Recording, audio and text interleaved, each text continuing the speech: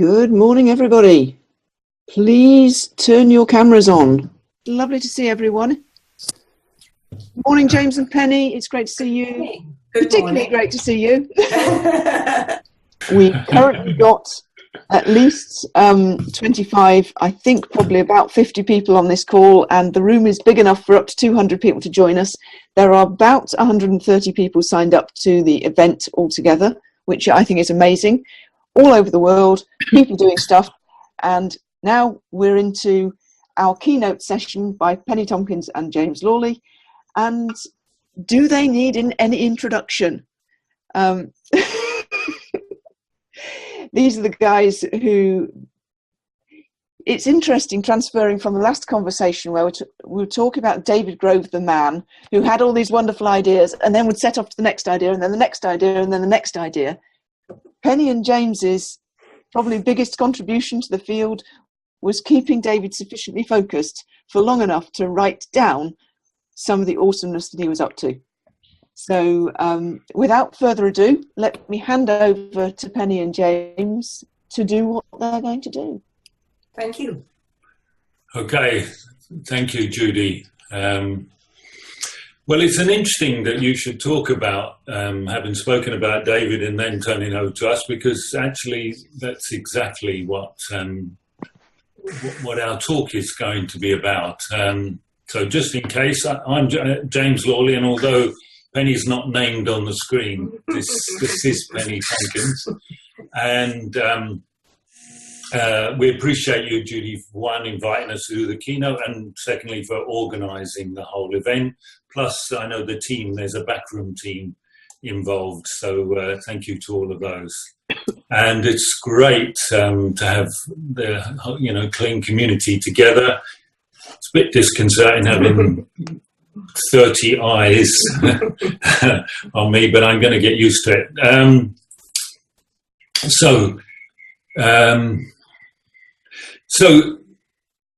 Probably in the last talk, the David Grove's video memorial was mentioned, and that was a fantastic opportunity to honour David Grove and to review his work by people who knew him firsthand. And it got us thinking. Yes, it did. And so for this keynote, James and I, for the first time, have chosen to review our contribution to the field of clean. So while all of our work is based on David Grove's brilliant innovations, we've created new ways to describe his work, and we've even added some models and theories of our own, which we call symbolic modeling. So, the real shame about the 10-year memorial for David Grove is the one person who couldn't hear it was David Grove. And we thought, why wait? Why wait until we can't hear? And so we thought, look, let's just do it ourselves. And the strange thing is, in 20 years, we have never kind of tried to lay out the pieces that we've added and built on David's work. So that's what we're going to try and do. So some people new to clean think that James and I created the clean language questions. And while we would have loved to have had the genius to do this, we can't claim the honor of having thought of them. So although clean language questions permeate everything we've created, David was their originator and not James and me. So as a little background, in 2002 in London, David and Caitlin Walker and James and I were sitting in our living room, with each of us thinking of a metaphor for the future of clean. And I can remember David's metaphor vividly. He said, "I am the launch pad." So people can start with me and take what they need into space, where they can make their own discovery. I am the launch pad. And he even drew his metaphor. And I wish I had managed to save it, but unfortunately I didn't. So this is what I call David Grove's generosity of spirit, offering his thinking and his work to others. And it is this generosity and support that enabled James and me to have the freedom to create our ways of seeing and describing his work and to contribute to how it is used and perceived today. So truly, we have stood on the shoulders of a giant.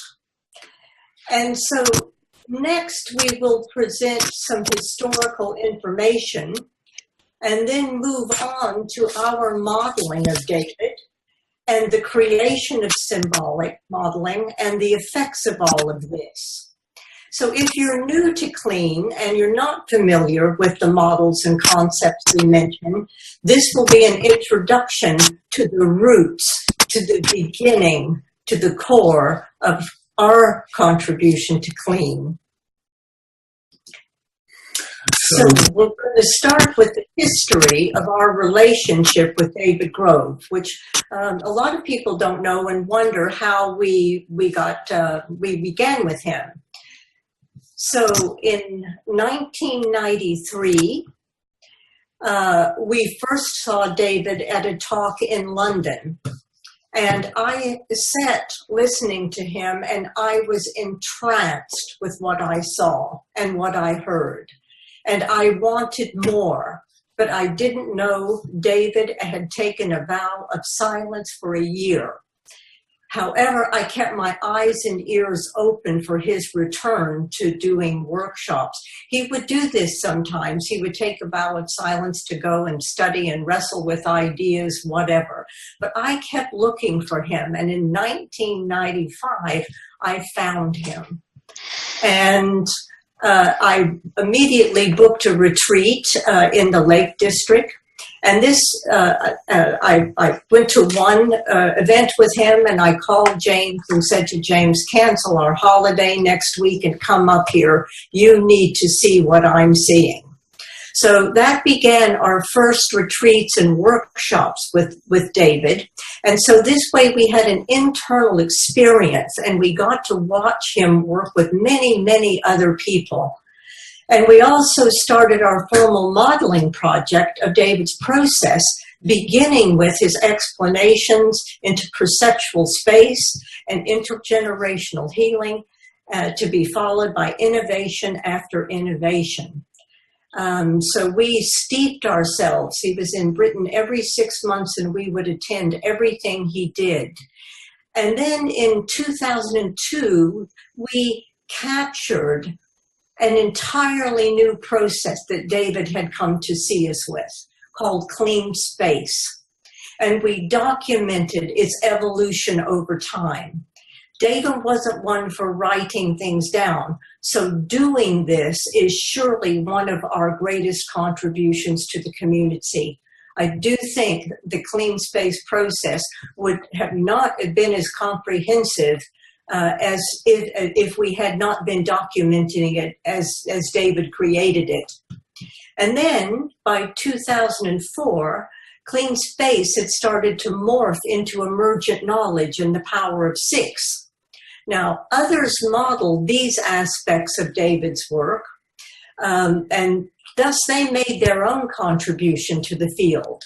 So a few, Philip Harland, Matthew Hudson, Jennifer DeGant and her French group, Carol Wilson and Angela Dunbar, and others are to be thanked for documenting the EK and the Power of 6 work.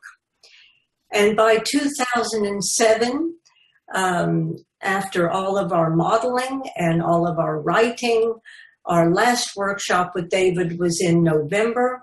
And that Christmas was the last time we talked to him. 2 weeks later, to our shock, on January 8th, we found out that he had died. And we went to his funeral in New Zealand. And since David was half Maori, we experienced the traditional rituals and ways of honoring their tribal departed. It was a very, very special way of saying goodbye to this incredible man who'd been such a part of our life for so many years. So that's a little bit of a history of the David Grove events that we followed. So let's just take you back for a moment to when we started that modeling in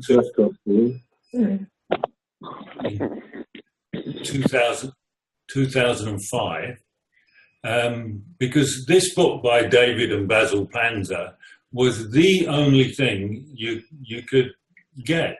It was the only published and available item. There were no articles available, and to the youngsters of you out there might be surprised there was no internet. So we started from scratch. So this is an overview. I'm not going to go through all of it because what we want to get onto more is the kind of way that we did some of this. Those of you who've been around for a while will know about these items. These things are all available, except the first workshop. And what we're going to move on to is some of the kind of manner in which we produced some of these things. But and these are only a kind of a small selection of the items that we did. So I'm not going to go through those. You can read them at your leisure. But one of the things we learned from David Grove, which I think is summed up by this quote from Steve Jobs, is you have to work hard to make things simple. I'm not sure about moving mountains. I haven't ever managed to move a mountain. But I've managed to create, along with Penny and a lot of other colleagues, some models that have been, I think, really valuable in helping to spread David's ideas. And this is the way, in principle, that we have gone about it. We didn't know we were doing this. It was only many years later when we reviewed that we took what David Grove was doing, his behavior, what he actually said and what he actually did when he was working with someone. We recorded many of those and reviewed them. And then we also listened to David's explanations, and we kept those two things separate because what we found was they didn't always match. And David had an interesting habit of explaining what he was going to do and then doing something different. And that's just the way that he was. So we learned that a lot of his explanations were valuable, but whenever we got lost, we went back to the behavior. And what was the behavior? The behavior was the clean language questions, the way he asked them, what he asked them of, how he related to the client's inner world. And what we tried to extract from those were the real core elements. There's a lot of what David Grove did, which was David Grove, and we realized nobody was going to be able to do what he did in exactly the same way. He really was a unique psychotherapist. But there were essence of what he did that could be learned by others. So we took those essential pieces and then we tried to create out of those a more generalized model, because we saw that his work could be used outside of psychotherapy. It would need some adapting, but with a more generalized model, it could be used outside of psychotherapy. And what's more, it would be easier to teach. And David had this habit of being totally focused on his latest idea, and that's what he focused on, and that's how he pursued these ideas, chased his ideas, wrestled with the ideas, to use a couple of his metaphors. But it made it a real challenge to track his work. I remember the first workshop that I went to with David, a training workshop, and he just started working with people and talking about perceptual space. And at the end of the first day, I raised my hand and I said, "What's clean language?" And he said, "Oh, I can't be bothered going into that. You'll have to get that from somebody else." So I thought, okay, so that's what I did. And what we also did was to bring in some other ideas from some other areas. we studied cognitive linguistics intensely, and the notion of embodied cognition, self-organizing systems and emergence. That was all brought into our early work in our early articles in '97, and so on and so forth. And our background in NLP as modeling was fundamental to that. But so this is a generalized model here. I don't know how much sense that makes, but let's take a specific example of how we applied that method. So here's one of David Grove's earliest models that he came up with in the 1980s, when he especially was working with his child within, what he called T-1 TT+1. And this was a fascinating model for working with a person who had experienced a trauma. And he called T the worst moment of the trauma from the client's perspective, not from anybody else's perspective. And one of the things we discovered, that was often not what an outsider would think was the worst moment. And then there was a moment just before the worst moment, which he called T-1, which is when the client dissociated because they didn't want to go into T. And then if they managed to get through the worst moment, then they ended up in T+1. And that was his model, and it was a very useful model for working with that.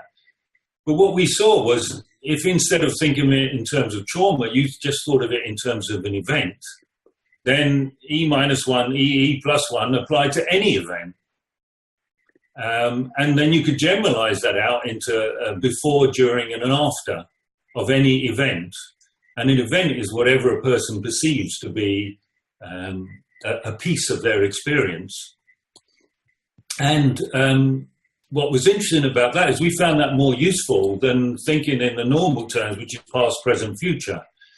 Because when you're working in the realms of metaphor, whatever the present can shift, both in ordinary time, but it can shift into all sorts of strange worlds as well. And so there's what we call a perceptual present, which is wherever the person was in their mind at that moment was the perceptual present, and there was always a before that, and there was always an afterwards. So it was a useful little navigation aid for us while we were modeling. So that's one example. Penny's now going to give a second example. Yes.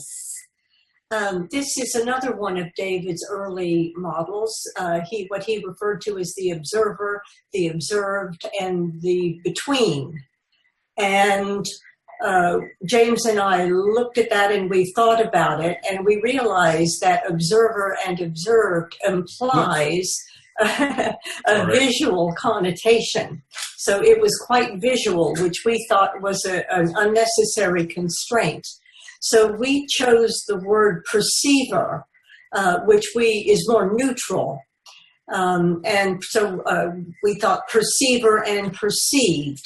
And we added the importance of relationship. Now, we added relationship because although separate, there's always a relationship between things, which is fundamental in this work. For example, if a person loves their metaphor or hates their metaphor, makes a huge difference. So love and hate are the relationship words that are fundamental to the client's experience. Then we realized, based on the work of Gregory Bateson, that we needed to add context. There is no meaning outside of context which influences everything. So our rationale, Bateson said that the rationale of using context was fundamental. So our rationale was that we made the perceiver perceived more neutral. We added relationship, which is fundamental and more subjective in the construct, and added context, which influences everything. So I hope that gives you a bit of a flavor of the way we were doing it. It's kind of a couple of small chunk examples, but the principle applies to all of our work. And especially for those who might be new, you know, this is a whistle-stop tour through 20 years. in an hour, okay? And there may be quite a lot of some of the concepts and the models you haven't come across. I wouldn't bother about them other than to notice that if you want to study our work, this is a kind of roadmap of our development, and you can go back and find out about most of it on our website or from other people. So this was a really interesting exercise for us to review our work, and we sat there, and in honor to David Grove, we said to each other, so if we had to pick out 6 contributions, just 6 that were, we thought, our main contributions, then what would they be? And so I feel like we should have a drum roll here. Go on then. So the 6 contributions that we reckoned were these. So the first one, which probably most of you have come across, is about our organizing of clean language questions. Which we did by function. And so our first model of clean language in 1997 was first published in our article, Less is More. And we had the compass with 9 questions. That was the first modeling of the questions that we did. One of the things that makes this are the arrows that are not about the question, but the direction the question directs the client's attention to go. So the arrows are about directing the client's attention. We've said this for years. When people say, what question do I ask? We say it's not about the question, it's where it directs attention. So this was our first attempt at putting that in a clean language model.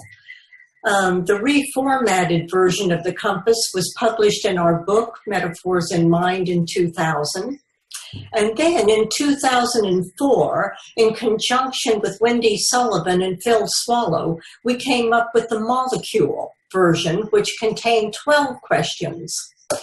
This went in conjunction with the Frameworks for Change model, which we'll talk about a little later.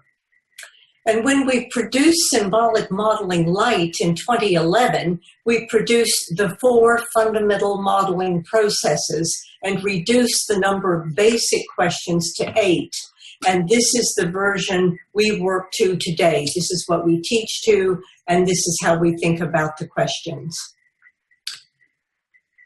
And if any of you have got some questions, note them down. We're going to leave the space for some questions as we go along, but it's going to be too complicated to take at the end. Yeah, too complicated. So our second contribution was this whole model called symbolic modeling, and we can't possibly do it justice in a few minutes. But I'm just going to say a few things about it for those of you who may have not come across. So it's got 4 components: the clean language, the metaphor, the modeling, and then here, outcome vectors or outcome orientation, as we probably call it now. And together, using all of those at the same time, makes up symbolic modeling. There's plenty of ways of using clean language and metaphor without modeling. There's plenty of ways of using clean language and modeling without metaphor. And it's possible to do the work without outcome orientation. Not if you've been on our training, but it is possible. And so that was our model. And what that allows then is to do these kind of 4 main areas that we've used this model for. Pure, what you might call pure modeling of excellence, therapy, coaching, changing metaphors, creating new metaphors, and that often it can be done within groups and organization. And more recently, the whole field of research has been a very fast growing field. So what I'm going to take you on now, which very few of you will know in the next slide, but I'm going to take you on a trip down memory lane of some of the ways we characterize a change process through clean through the symbolic modeling process. So this here is the very first model we ever produced for our very first workshop in 1996. And it was still very much based on David's way of thinking, but we again generalized it out into these 5 phases. I'm not going to go into the detail. You can see the high quality of the graphics at the time. But that was our first model, far too complicated for anybody to kind of get it all in one go. So we ended up simplifying it for Metaphors in Mind into this. The principles are the same, but it's just a similar version. And you'll probably know it's been turned upside down as well. And there's a story behind that.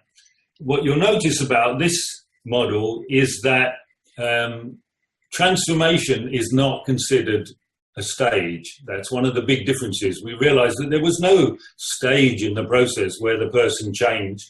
That's what happened spontaneously. That was part of the emergent process. So you couldn't put it in. It happened when it happened. And so we took it out and just had it there as a reminder. So that was a major. We found that people found this a bit too high level for learning the basics, and that they asked us, could we have something that's a little bit more usable? And so we came up with a metaphor of scaffolding. We said, well, okay, we'll provide the scaffolding with the intention that once people got into the modeling, that they could remove the scaffolding if they wanted to. And that's what we call frameworks for change. And so this was our first attempt at it. Back in 2002, our second, we went through many iterations, got simpler and simpler, and then 2010 was the last time we were kind of using this, and this is the model that we ended with in 2010. And I know it's very quick we're going through this. My purpose is just to see how this continuous process of iteration. If you remember the diagram we showed of our method, there was a line coming back which was based on feedback from our own work and from others. And we're forever trying to simplify, trying to get more to the essence. And this was the final one. But in 2011, we went on to what we now call symbolic modeling light, which in many ways is a kind of return to that diagram that was in Metaphors in Mind. And this is the kind of basis of our work now. We start with this process, and from then we spread out as needs be. But actually, remarkably, most of the time, this will do you for the most part, and certainly in all coaching processes, this is plenty good enough. And all this stuff is documented on our website. But you can see there's a flow through, and part of developing the frameworks back in 2002 was the recognition of that. Recognizing a desired outcome and separating it out from a problem and separating that out from a remedy, as we call it, was not the easiest thing in the world for people to do. It didn't come naturally. And so we devised our own little model called the problem, remedy, outcome model, which helps people separate those 3 categories and then gives a way to respond to them. And sometimes I think if we're remembered for one thing, it might be this, because people are training the problem, remedy, outcome model in 1 and 2 days in business, more places than you can imagine. It's useful in so many different contexts. And thanks to Phil Swallow for the cartoon. So that was a PRO model, and so let's leave symbolic modeling behind now for the moment, and then just quickly look at clean space, which, as Penny said, David took this enormous conceptual and practical leap in the end of 2001, and started presenting this new work based on the moving through space and the emergence of the spaces step by step. And we documented his process. We published this in 2003. And what it is a cut down version of what David was doing. Quite naturally, David would bring some of his past work into the new ideas, and slowly but surely would drop more and more of his past work and go deeper and deeper into the principles of the new idea. And that's exactly what he was doing here. And so he actually worked with kind of what you might call pure clean space for a very short period of time, maybe 18 months, before he moved on to emergent knowledge, and then it all got combined. And if you weren't there for those 18 months, you kind of never saw it. So we were lucky enough to be there right at the beginning, at the first workshop David presented in the United Kingdom, the second workshop that he presented ever on this. First one was in New Zealand. That was our model of it. As you can see, lots of words, but that was the best thing we could do. We reviewed it as a kind of honouring to David dying, and we kind of simplified it, took out a lot of what we then called add-ons. And then recently, you probably know, Marion Way and I decided to relook at the whole model again, take it all to pieces, cut out everything, and find out what's the absolute minimum of clean space. And we come up with something much, much simpler to work with as a basis. If you like modeling and models, just looking in that warms your heart. It's so beautiful. So yeah, great credit goes to Marion Way for putting up with you. Yeah, certainly, and insisting that it gets presented in a easier and easier and simpler format. So, wow. Okay. And the next thing that we have on our list is that we pioneered training games, methods, and activities, and this list could go on forever. And I'm sure some of you who train have many of your own. The coins activity for sensory, symbolic, conceptual. We've done people with chairs, push, pull, drag, so that they can get the embodiment of those different metaphors and the entailments. PRO games. Rhythm and memory activities that we borrowed from storytelling. I could go on, and I think it could be useful for you Facebook people maybe to have a Facebook page where people could contribute their training, specific training activities for specific parts of this work. But we can make a big contribution to that page, I can tell you, after 20 years. So there was the training methods. The next one we're going to look at then is about supporting applications and that are outside of the therapeutic world of which David Grove was the master. And the areas, I mean, that we help take it into now pale into insignificance compared to the areas that everybody else is taking it into. But in the early days, it was very exciting working out how do you modify this work to move it from therapy into business, for example, to move it from therapy into coaching, for example. Subtle shifts are required for that, moving it from therapy into a research method, an interview method, for example, or used by a doctor interviewing a patient, for example, or a researcher interviewing people in market research. And the list has just grown and grown. One of the great applications this was the work by Stefan Uberter in Holland, in the Netherlands, where he created a process called modeling shared reality, which is this fantastic process for trying to take the temperature of a large group of people, an organization or a community, without doing surveys, but by interviewing some key people with clean language and then using their metaphors. So it's a wonderful process that Stefan devised, and we supported him to get clear about his ideas for example. You know, Caitlin Walker's work in Metaphors at Work was part of an early development of this. How do you work with a team using this? You have to make significant changes if you're going to start working with teams to working in therapy. Her work with the police, we supported her in her helping to train police to interview vulnerable witnesses and so on. Since then, I'm really pleased to say, you know, people have been taking it into remarkable places.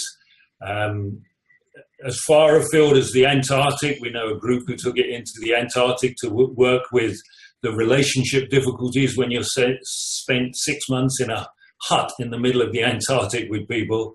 They use clean language and the PRO model to help diffuse and deal with problems that arise, for example, and 1,000 other areas, some of which I know are going to be covered in the next 12 months. So lastly, there are some applications I've just covered. So lastly, and one that kind of, you know, goes under the radar, I think, because it doesn't have a visible face, is the work that we've done supporting other people to develop their work, to develop their ideas, and in particular, the whole notion of this clean community. We don't claim credit for creating it. What we do is say that we made our contribution through the way we supported it.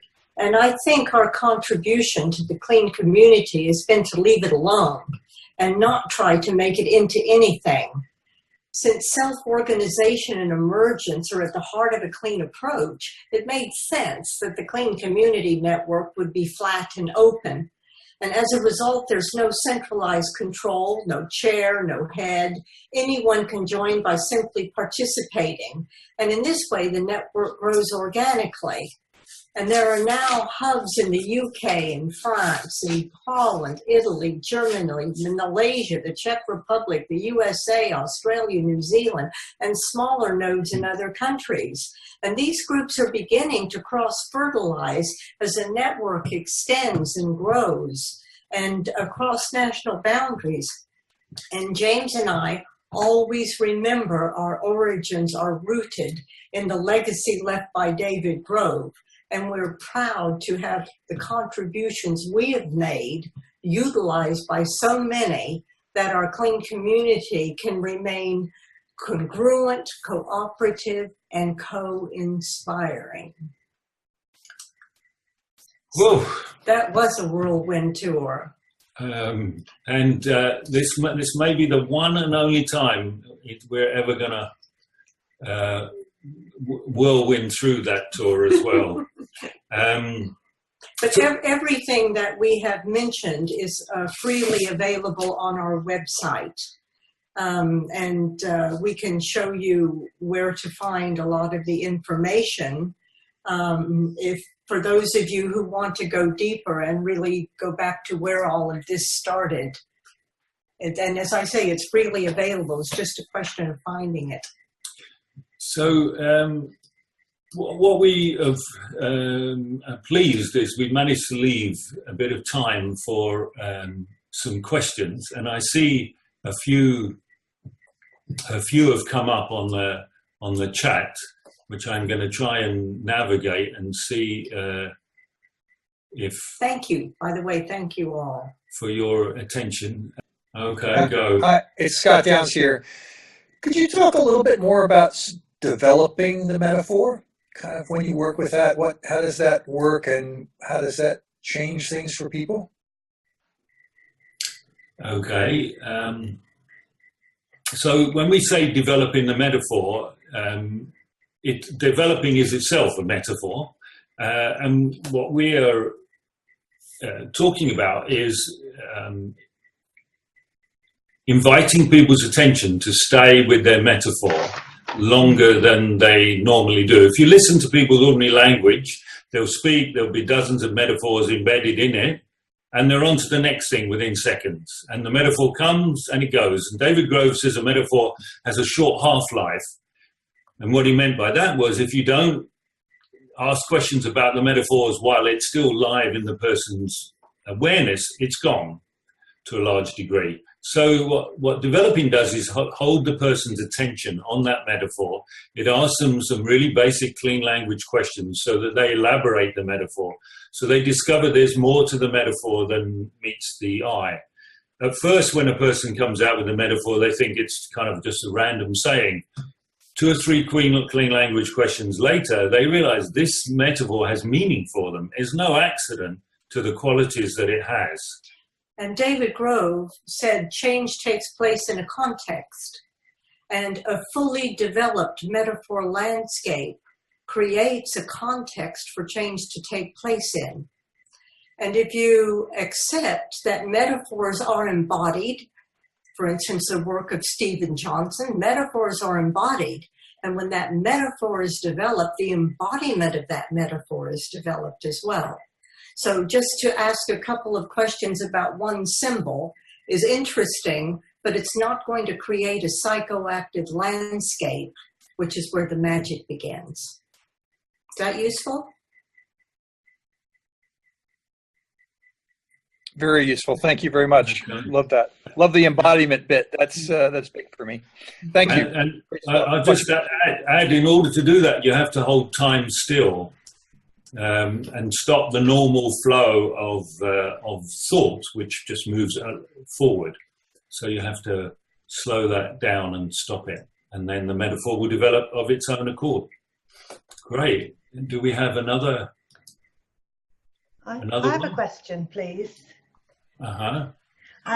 So I was intrigued when you were building up your early model of David, the one where you were separating out his behaviours from his explanations.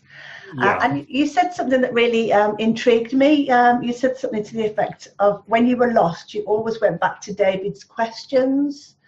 So what's the relationship between modelling, separating out the behaviours and the explanations, and then going back to David's questions like that? Well, David loved explanations. He borrowed from thousands of different ideas, and he was very charismatic and seductive.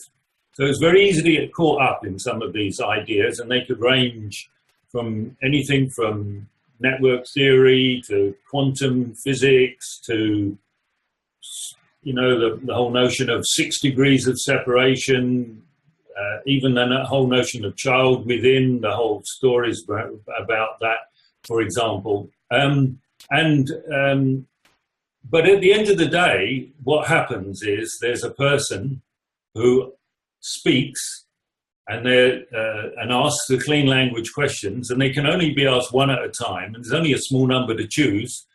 And so there's this incredible funneling process. You know, you've got all this going on in David Grove's mind, no doubt, and it comes down and it comes down, and out of his mouth comes a single question about a piece of the person's landscape. And then they respond. And then he does whatever he does, and the next question comes down. So there's a phenomenal selection process going on. And what we did was to model out the selection, the end result, the questions and its relationship with what the client was saying and their responses. And then instead of trying to link that back to some of David's very exotic theories, we just simply tried to reverse engineer it to a simple model. And you've seen some of them, but there were some simple ones like just dividing experience up into space, time, form, and perceiver. That was a breakthrough for us in our modeling, because he kept changing. He kept changing what he did. He kept changing his explanations. But we realized if you looked at the behavior, as there's always space, time, form, perceiver, and level, that you can map any exchange he was doing onto those and get a different description, a more generalized way of thinking about it. And in the early days, we got lost in 1,000 transcripts. But I tell you, one of the most important parts of the modeling was when we worked as a client with David, So we had the inner experience. We recorded it. So if I was the client, Penny would observe it and take notes. And afterwards, we would go back and say, well, when David asked this question, this is what effect it had on me. When he asked that question, this is the effect that it had on me. Ah, okay, I see what's happening here. And out of that was this whole notion that the client is self-modeling, came out of it as a way of describing what is the client doing with these questions. Because the questions are not trying to change you. They're simply trying to get you to understand more about the way your inner world works.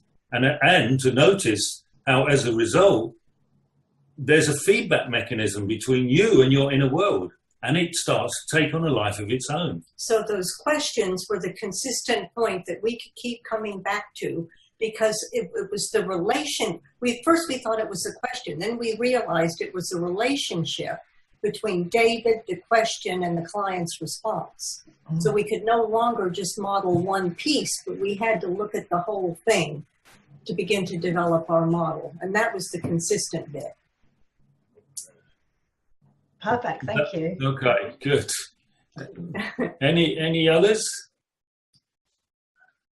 There's one in the chat window. Okay. Jenny Anderson has asked, can you give me a short case study example of the process used in a context where I might be trying to get people with different cultural worldviews to understand one another? Okay. Well, that's a small question. Stefan Obertur that James mentioned, we couldn't figure out why this research environmentalist scientist came on our training. And we started talking to Stefan, and he said that in the environmental world, around the world, scientists from around the world, no one really knew what anyone was talking about when they talked about, for instance, soil conservation or sustainability. And so he went to, he was speaking at a conference, and he wanted to get people's metaphors for sustainability, for example. And these were scientists from all over the world. And so he said, I don't know what will happen, but it will be different than the misunderstanding and seeming to get. And that's what he did. And he got people's metaphors and gave them a few clean language questions to defend. And they began to realize that many of them had many different concepts of that. And they began to talk about the metaphors rather than the concept. And they began they realized they were getting ideas about sustainability in a way they never had before. So simply knowing each other's metaphors from all of the different countries enabled them to find a segue into new ways of thinking about their chosen subject. I don't know if that's short enough, but that is a way that people have used it. And since every culture just about everyone has metaphors, you have no shortage of content to go at. I'd also add that there's a kind of fractal operating here, because to some degree we all live in our own personal culture, and so everybody is interacting out of different cultures, our own personal one. The situation gets magnified when the cultures are further and further apart. But the principle is still the same. And what clean language does is allow people to explore each other's descriptions, as Penny has just said, through metaphor. And the reason that metaphor is a kind of cross-cultural is because metaphor is based on tangible experience, our bodily experiences, our interactions with the world. And most of those are cross-cultural. So, we were all children, and we all had to learn what up and down was, inside and outside, warm and cold, close and far. We had to learn those things. It doesn't matter what culture you're in. You learn them, and you learn about walking on a path and making decisions about which path to take. And so when you start describing abstract concepts and particular cultural aspects down in that metaphorical level, you have a shared experience, a much closer. It's not 100% shared, but it's a much closer shared. So the work that Caitlin Walker and a lot of others do now in the systemic modeling starts out with, the first thing they start out with is helping to realize just how different everybody's map of the world is. And once people appreciate that, then they realize, well, I have to find out what's going on in somebody else's mind and not just take my own my own assumptions about it, which are created instantly. And there's a whole area of work now in this academic world based on the notion of embodied simulations. The idea is that as soon as we hear some words, we create these embodied simulations in our mind of those, and then we respond to those. It's not a new idea to many of us, but it's a new idea in the academic world. And I have a hunch that Judy Reese is probably trained in enough different cultures and places that if you pulled her aside and asked her that question, you'd probably get a very good answer. Just a hunch. So okay, we're going to draw this to a close. We'll take one more question before we draw this to a close. Was there somebody? Did I hear somebody else? Yes, I'd like to ask a question about your change model. I'm particularly intrigued in the model where it points up to kind of the larger pattern. I'm wondering if you can maybe speak to how that works into the change model. Okay, so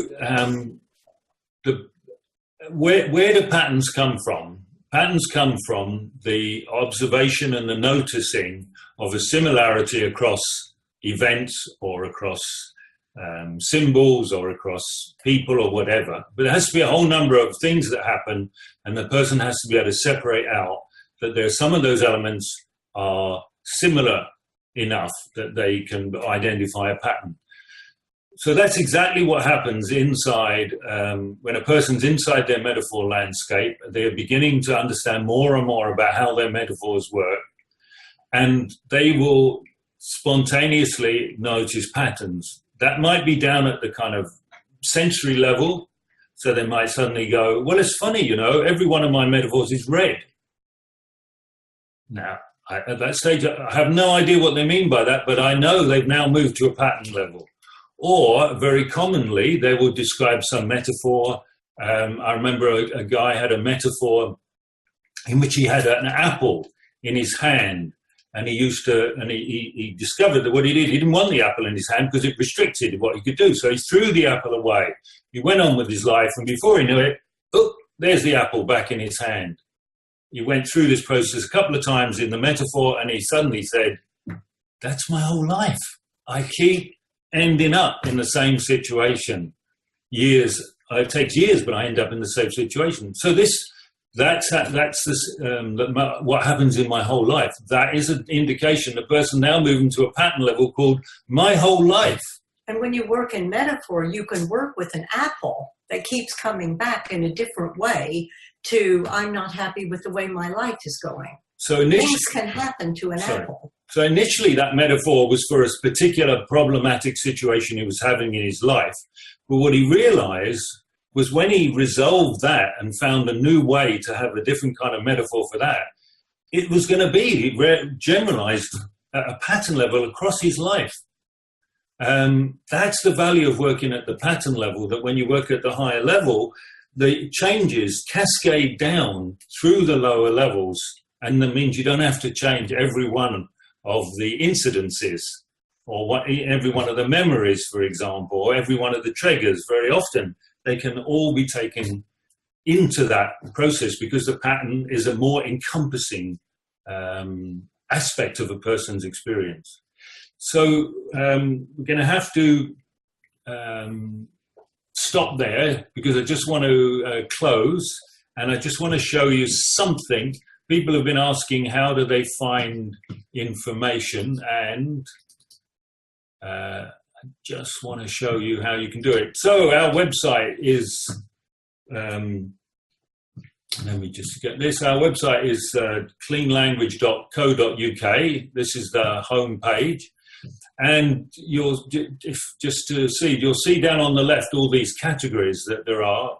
there's, you know, like a dozen articles in every one of those categories, not all by us, by all sorts of people, that you can follow out. But if you're really interested in following some of our latest developments, then our ideas normally get foisted upon, aired, tested, experimented with a group called the Developing Group, which is available to experienced people. And if there's anybody out there who has experience of this work, and we haven't invited you to the Developing Group, it meets 4 times a year, let us know, and we'll see what we can do. But in this Developing Group, there's a page called the Developing Group, and if you go down from this page, which unfortunately is a photograph and not the actual website itself, but if you go down, you'll see our write-up of every single developing group we have done since 2001. You see the development of all our ideas effectively since we've wrote Metaphors in Mind. Things that have influenced about the process, about the thinking. Can you? I can't move it. Okay. So I'm sorry about that. It's I meant to try and get the website a bit too complicated. And just the last thing I'll say is a person now who's thinking we're following and is having an influence on us is an author called Nassim Nicholas Taleb, T-A-L-E-B. So if you look at the Developing Group and you see the direction of your thinking and you're interested in Taleb's work, I think you'll see a congruence in the direction of our thinking now. And so we'll leave it with the man. We'll leave it with the man, where it all come from, and all of the developments, just to reiterate, have the core of David Grove's idea and his way of thinking about them.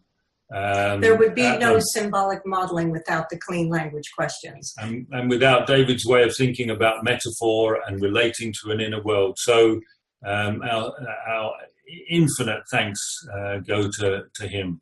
Thank you all for joining us. And thank you, Judy. Thank you very much indeed. That was absolutely fascinating. It's good to see everybody. I wish we had time to sit and have a chat. Well, we do. We have all day. Yeah, unfortunately. We're going to bed. We're in Australia. I know. Thank you so much. Thank you. For staying up late and giving us the awesomeness here. We may join in the morning. Yeah. Get up early. Cool. Thank you. That's wonderful. Very much indeed. Bye. Thank you. Thanks. you. Bye. Bye.